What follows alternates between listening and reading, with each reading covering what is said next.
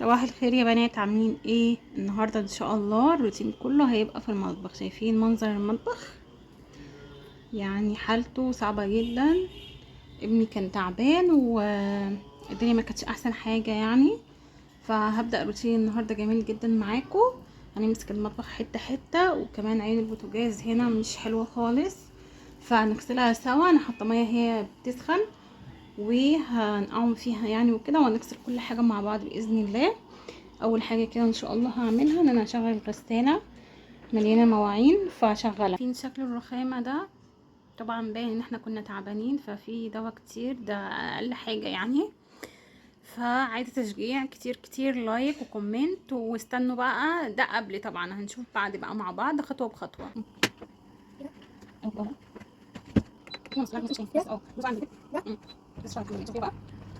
هنا يا بنات هبدا بالرخامه دي، هبدا ان انا اشيل كل حاجه من عليها واغسلها. عشان ايه؟ في شويه مواعين اغسلها بايدي، فلازم اروق الاول.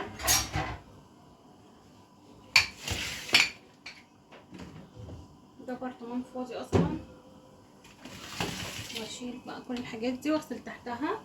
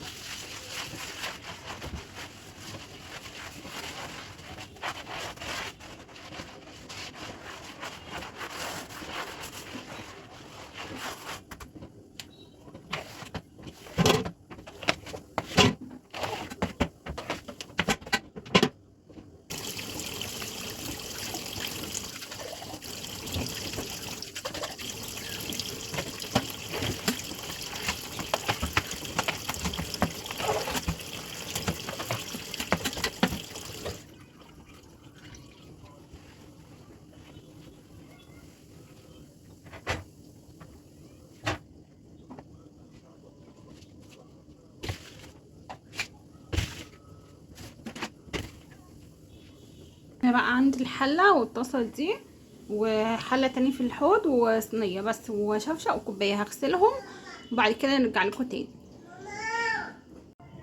دلوقتي يا بنات انا عايزه اغسل العيون بتاعه البوتاجاز، فهحط كده حبه من ملح الليمون، تحفه تحفه تحفه، بيشيل اي دهون او اي حاجه لازقه فيهم، فبيسهل معايا قوي غسيلهم. تمام. وهجيب كمان شويه صابون مواعين، بصوا هحط كده ايه، بختين 3. بسم الله. تمام. بعد كده بقى هحط الميه السخنه. بسم الله الرحمن الرحيم.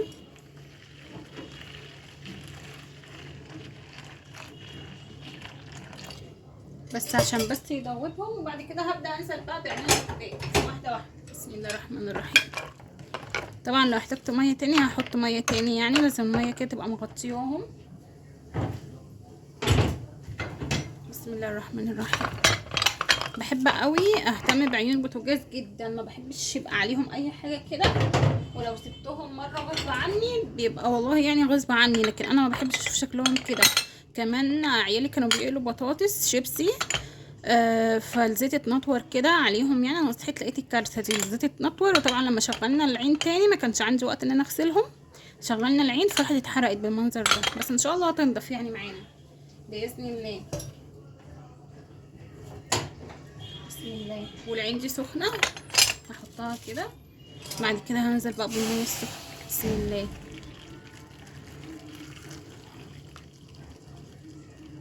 هنا بقى هزود شويه ملح ليمون من فوق كده، عشان الصراحه محتاجين شويه كتير، يعني ان المنظر صعب قوي قوي قوي يا بنات. ملح الليمون ده انا بجيبه طبعا من عند اي عطار او اي محل بتاع يعني مواد اللي هي النظافه، يعني مستلزمات النظافه. تمام. بس بنقعهم بقى حبه كده حلوين في الميه السخنه، واقلبيهم كده كل شويه، وبعد كده بغسلهم بقى كويس جدا. دلوقتي بقى خلاص كنت خلصت كل الحاجات اللي هتتغسل في الحوض، فجبت بقى العيون اللي كنا نقعينهم في الميه السخنه والملح الليمون، وقلت بقى اغسلهم. كانت الميه يعني بدات ايه ان هي متبقاش سخنه قوي عشان اقدر ان انا اعرف استخدمهم. شايفين ما شاء الله اول ما بمسك كده الليفه دي وبغسل كده الليفه دي يا جماعه، عايزه اقول لكم سحر سحر، بتنضف اي حاجه بصراحه. ما بقيتش بستخدم غيرها يعني في المطبخ. تحفه تحفه. الحاجات كانت مبهدله خالص بصراحه على البوتاجاز، الزيت جه عليهم فبهدلهم جدا جدا، فبصراحه كانوا محتاجين دعكه محترمه. فبصراحة نضفوا معايا بسرعة جدا وبقوا بيلمعوا كده كأنهم جداد والله. شايفين والله دي كانت صعبة قوي، واللي قبلها برضو وصغننة دي، شايفين دي؟ شايفين دي بجد كانت سودة حرفيا، دلوقتي هتلاقيها بتلمع ما شاء الله اللهم بارك.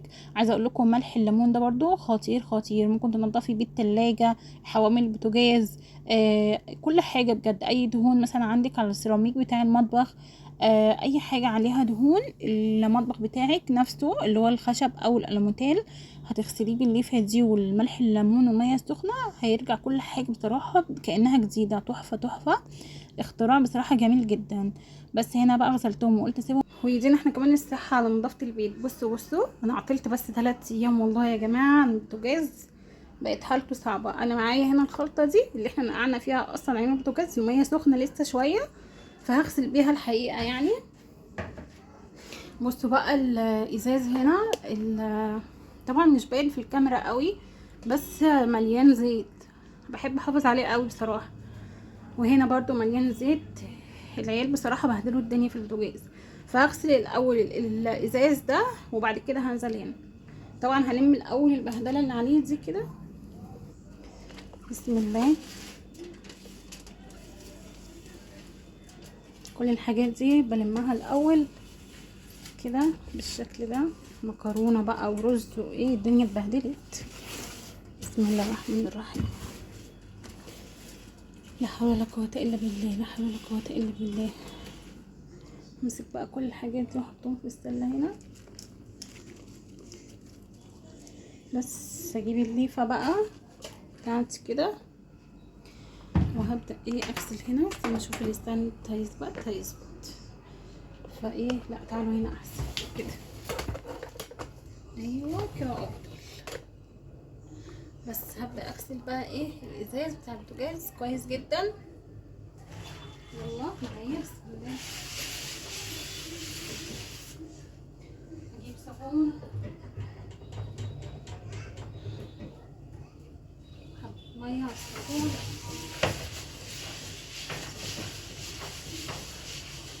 بسم الله بسم الله. الميه اتدلقت مش مشكله، يلا.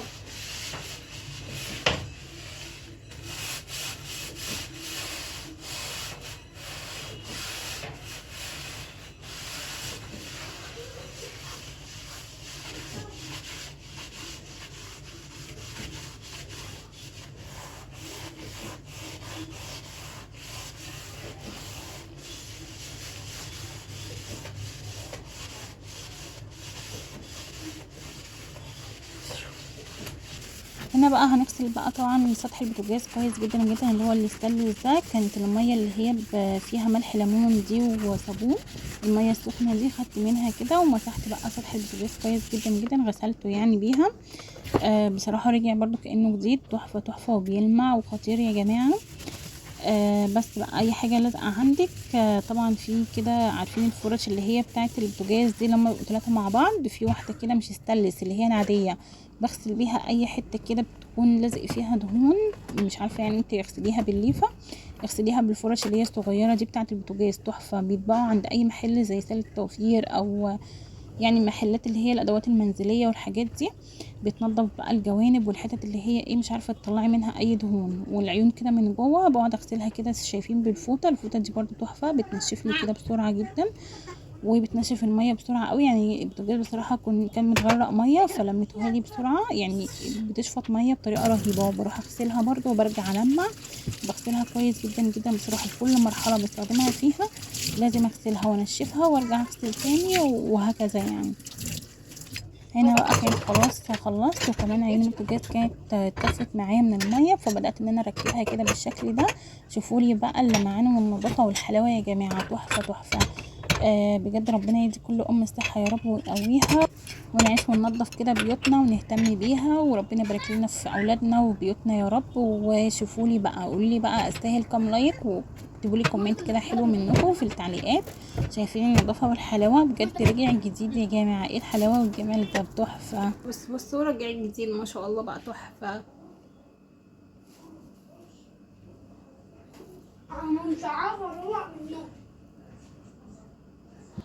هنا بقى بدأت ايه اروق كده الرخامة واشيل كل حاجة من مكانها، وكان في علاج كتير كده فشيلته.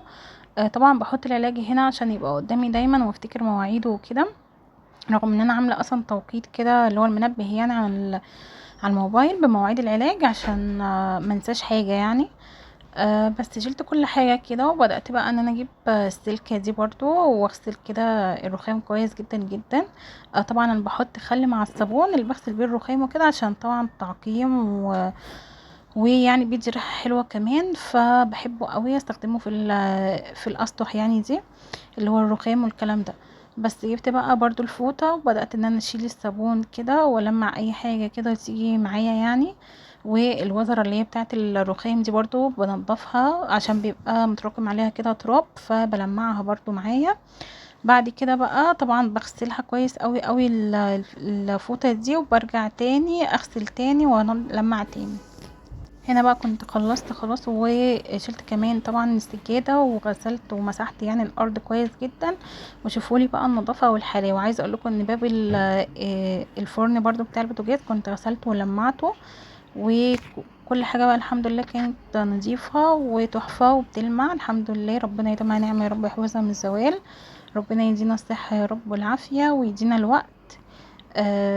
وشايفين هنا الرخام ما شاء الله خلاص كده لمعت كله، كل حاجة مترتبة مكانها، ما كانش في اي حاجة. الكوباية دي بس ابني كان شرب فيها عصير. وكنت مطلعه كمان كيس لحمة مفرومة علشان كنت هعمل غدا يعني يفك على جنب كده بعد ما خلصت. والمطبخ ريحته تحفة. هنا بقى كنت بحضر معاكم خلطة الحواوشي، 3 بصلات كبار و3 قرون فلفل رومي اخضر كبار برضو، ضربتهم كده في الكبة وبدأت ان انا اضربهم. بس مش بحب الخلطة بتاعة الحواوشي تكون مضروبة اللي هي ناعمة قوي، لا تكون حرشة كده شوية، فاهميني؟ بس بعد كده بقى احط عليها نص كيلو من اللحمة المفرومة، واحط كمان بقى التوابل، ملح وفلفل اسود وطبعا 7 بهارات. ولو عندك قرفة، طبعا انا بعشق القرفة قوي في الحواوشي، بتخلي ريحة اللحمة وطعمه مسكر جدا، بس ما كانش عندي. وبعد كده حطيت معلقه اهو من 7 بهارات وهضربها. وطبعا كنت عايزه اكمل معاكم الحواوشي بس للاسف النور قطع عندي وجي متاخر جدا بعد ما اكلنا، اصلا جه الساعه 11 بالليل، فللاسف يعني ما كملتش معاكم الفيديو. لو عجبكم الفيديو يا ريت تقولي رايكم في الكومنتات، ولو اول مره بتشوفيني طبعا هتشرفيني وتابعيني في القناه، واستنوا مني روتينات كتير قوي، والمدارس جايه بقى وروتينات بقى وتفريزات بقى عشان المدارس، وافكار اللانش بوكس ان شاء الله اعملها معاكم. فما تنسيش الاشتراك لو اول مره بتشوفيني، طبعا هتشرفيني وهتنوريني، واللايك وشير لو عجبك الفيديو، شيريه لاصحابك ولاخواتك ولحبايبك كلهم، وتابعيني وقولوا رايكم طبعا في الكومنتات الروتين كان مفيد ولا لا، واستفدتوا منه ولا لا. يا رب كلكم تتشجعوا منه ويكون عجبكم. ومع السلامه، كان معاكم اسماء جمال، مع السلامه.